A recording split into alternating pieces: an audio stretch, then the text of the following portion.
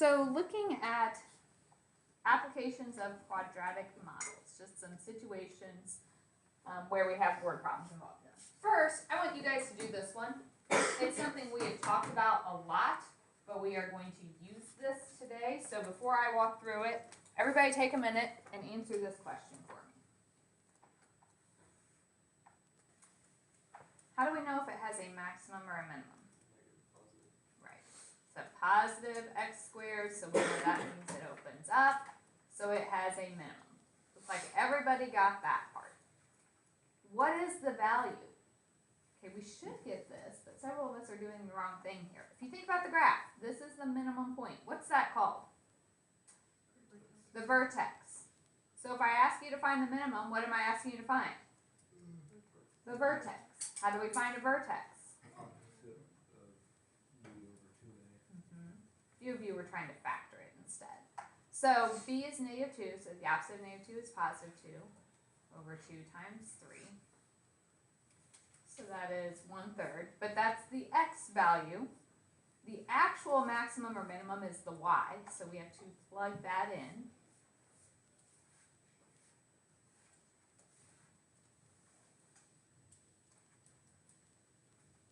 So I get 1/3 minus 2/3 plus 1, which is 2/3. So we technically have a minimum of 2/3. That's my lowest y value when the x is 1/3. So truly looking for a max or a min, if I want the value, it's the y.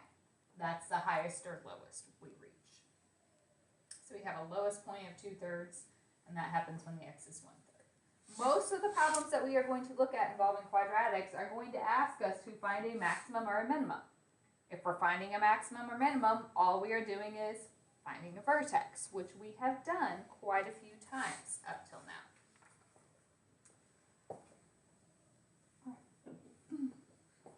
Any questions there? Let's look at another problem.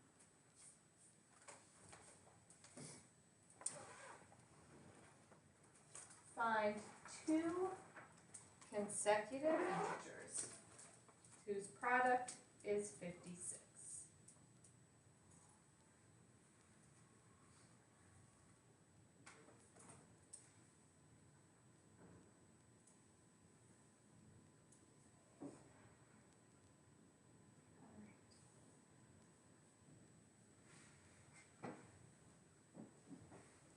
When we do these, if I'm not giving you actual equations, we have to write our equations.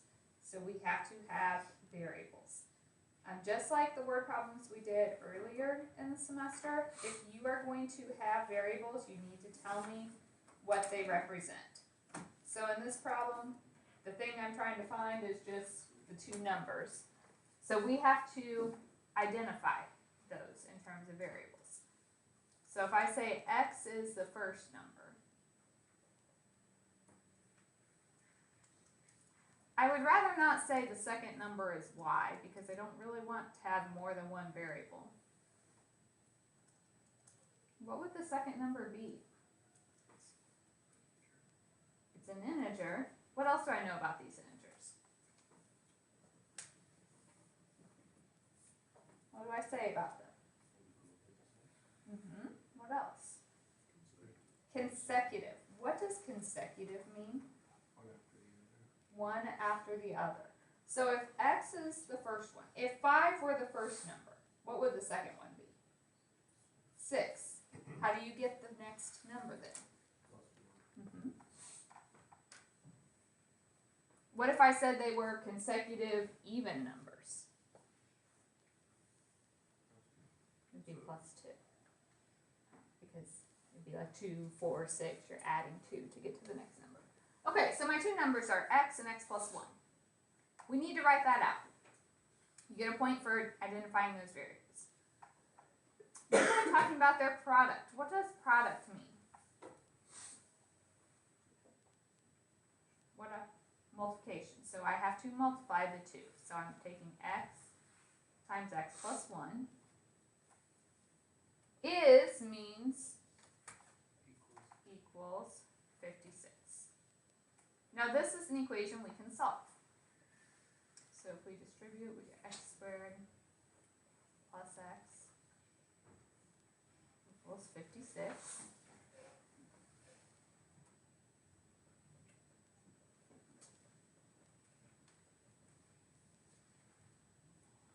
Right, if I factor, that would be x plus 8 and x minus 7.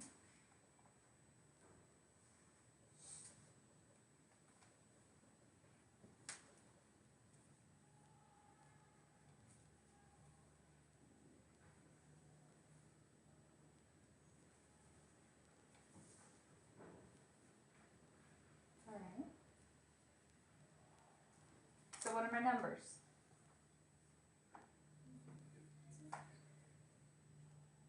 So does that mean the first number is negative 8 and the second number is 7? Are those consecutive? No. If I give you a word problem, I'm expecting a sentence at the end.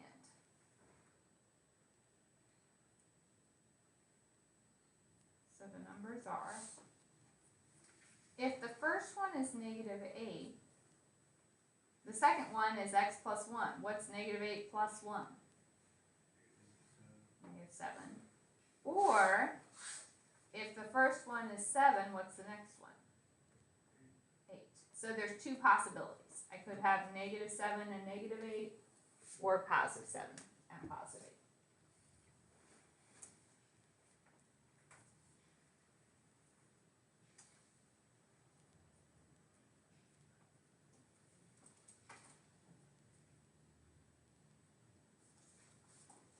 So I'm expecting you to identify your variables, you write your equation and solve it, and at the end I want a sentence. If I had said they were positive integers, then you just wouldn't include the negative 8 and negative 7. So I could say something like that. Just make sure your answer fits the question. Alright, let's try another one.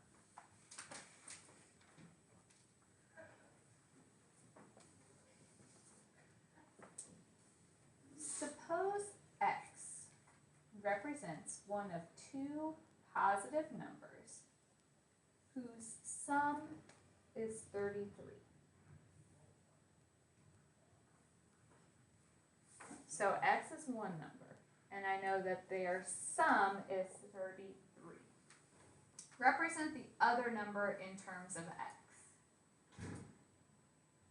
Any ideas what the other number would be? I say in terms of x, so I need x as the variable. I don't want to say the numbers are x and y. I didn't say they were consecutive this time. If the first number is 13, what's the other number going to be? That would be 33 minus x. How'd you get your 20? You did 33 minus the 13. If I said the first number was 10, what's the next one going to be? 23, because you did 33 minus 10.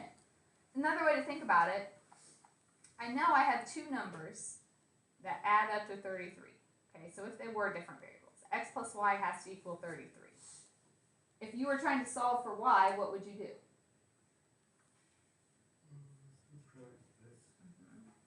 So that other number is 33 minus x. So you can show the work if you need to. If you don't, you could just recognize, if I know they add up to a certain thing, then the other number has to be the total minus the first number.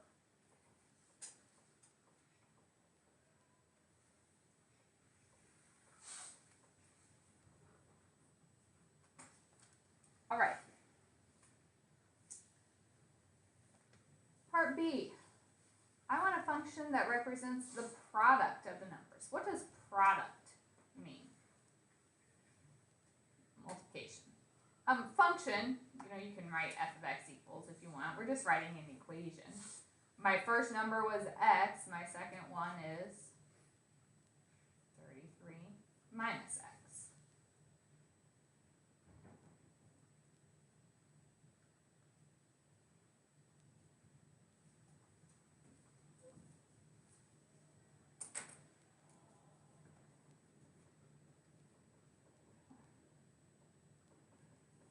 you wanted, you could go ahead and distribute that, so that would be 33x minus x squared. So our product, you can leave it as x times 33 minus x, or you could distribute 33x minus x squared.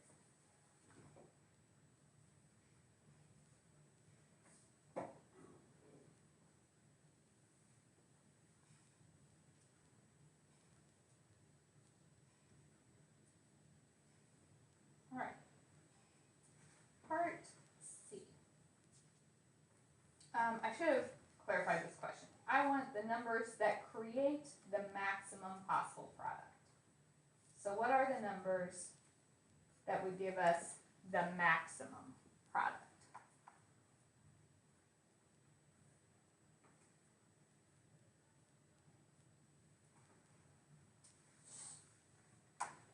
If I'm asking you to find a maximum or minimum, what am I asking you to do? Vertex. We know vertex opposite of b over 2a. Alright, in this equation, what's my b value? 33. We have a negative 33 over 2 times, what's a?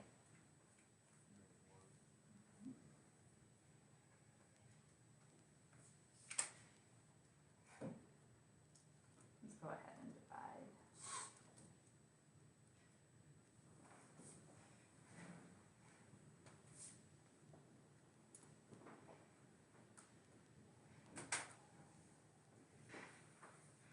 Okay.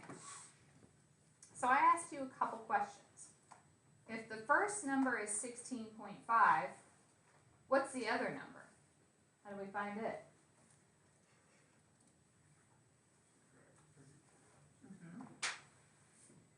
So to get the other number, you do 33 minus 16.5 and you get 16.5. So, first question, both numbers. Why did we put it in for x? I'm getting ready to. I was answering this first question. I wanted to know what both numbers were. So, the original problem, one number was x, the other one was 33 minus x. So that's the two numbers. You're a step ahead of me on this. If I want the maximum product, what would I have to do? You can put it in here. Or if we know both numbers, we could just actually find the product, but either way.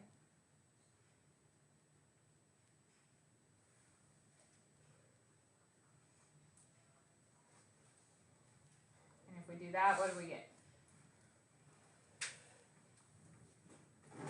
272.25.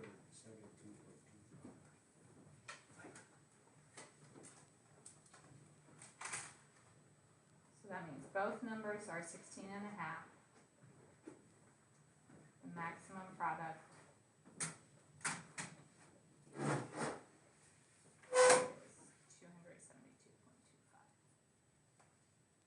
So you have to answer all questions that were asked.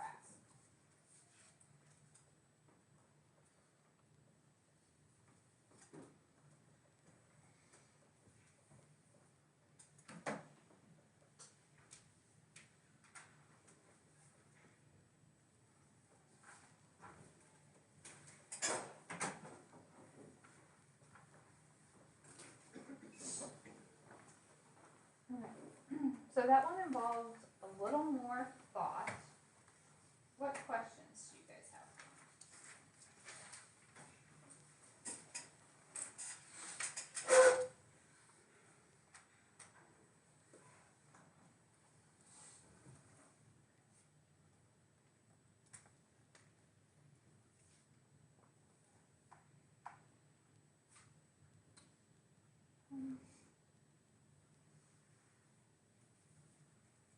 I want you guys to take a second, see if you can draw a picture.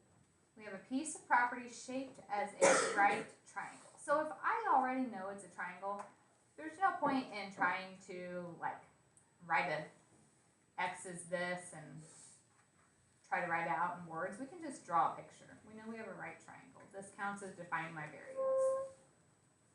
The longer leg. What are the legs in a right triangle? Which sides are the legs when I'm talking about it? Yeah. The two that are touching the right ankle, those are the legs. So the longer one is 10 meters shorter than twice the other. Okay, let's stop for a second. Do I know how long this other one is? So I'll call that X. The longer one is 10 shorter than. What does that mean? Going to minus 10. Twice the other. So twice this would be 2x. Twice just means times 2. Alright, so I know 2 of my sides. Now the third one.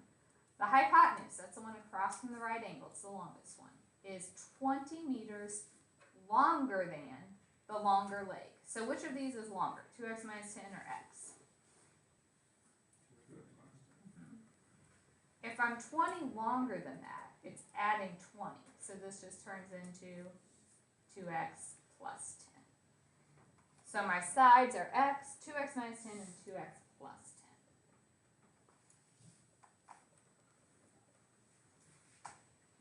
If we are talking about a right triangle, do you remember what formula is handy? A squared plus B squared equals C squared. A squared plus B squared equals C squared. That's the Pythagorean theorem.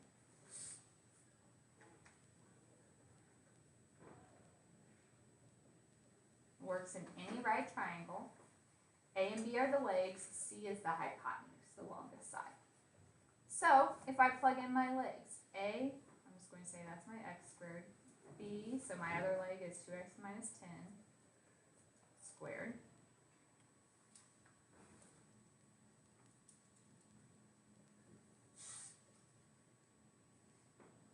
Equals C, my hypotenuse, 2x plus 10 squared. Alright, how do I do 2x minus 10 squared? We have to square the whole thing, so it's like writing it twice and foiling. So we get 4x squared minus 20x plus 100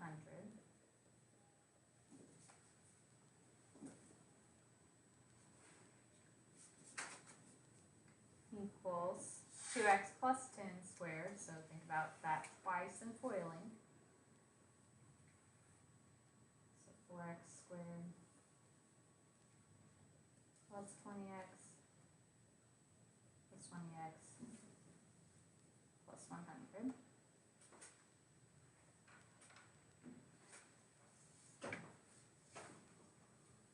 Like terms, so we have 5x squared minus 40x plus 100 equals 4x squared plus 40x plus 100.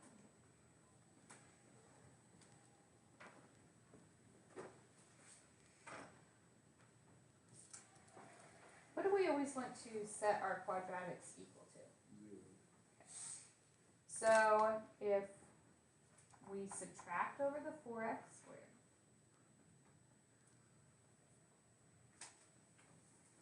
that just gives me a 1x squared. If I subtract over the 40x, negative 80x, subtract the 100, that's gone. Alright, solving our quadratics. This seems to be the type of problem that is giving people the most trouble. It's one I'm asked about the most often. What do we do? You take out 1x and then x equals 0 and x equals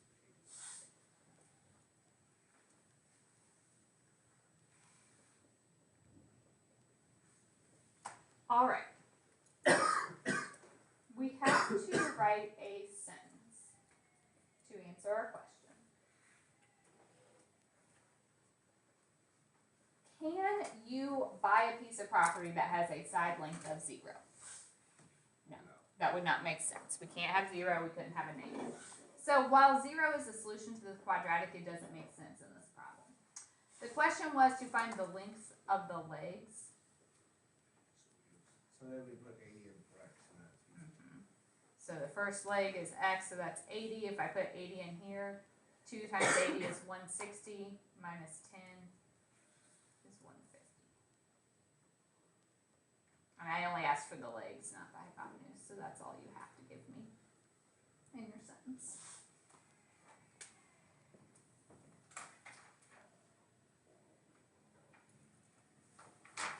Okay. Any questions?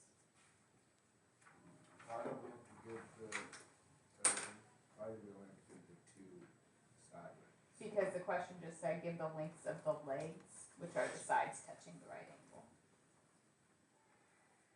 I didn't ask for all sides. Other questions? Okay. We are going to do more of these tomorrow. There is a handout posted on Classroom. I am not collecting that tomorrow.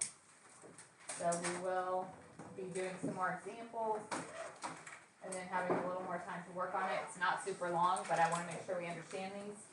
So it will be due Friday. So you can start.